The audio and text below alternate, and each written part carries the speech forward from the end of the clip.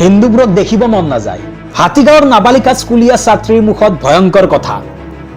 মই অফিচ যাবলৈ ওলাই মেজিকখনত বহোতে দুজনী ছোৱালীৰ কথোপকথন যে হিন্দুবোৰক সিহঁতৰ দেখিব মন নাযায়।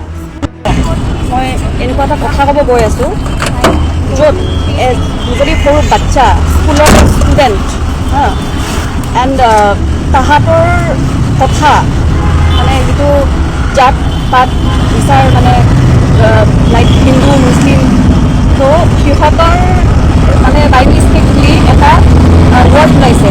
এই গুৰুতৰ অভিযোগ উত্থাপন কৰি সামাজিক মাধ্যমত ভিডিঅ' আপলোড এগৰাকী মহিলাৰ।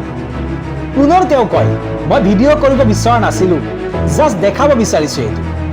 আনহাতে তেওঁ কয়, চাওক কি মেণ্টেলিটি, সিহঁত মুছলিম হাতীগাঁৱৰ। এতিয়া প্ৰশ্ন উত্থাপিত হয়, কোনে শিকালে এই সৰু ছোৱালীবোৰক এনেধৰণৰ কথা। এফালে বাংলাদেশত হিন্দু বিৰোধী আন্দোলন, আনফালে খুদ অসমতে হিন্দুক বেয়া পাবলৈ শিকালে কোনে নাবালিকাক। আপুনি জনাওক কমেণ্ট কৰি আপোনাৰ মন্তব্য।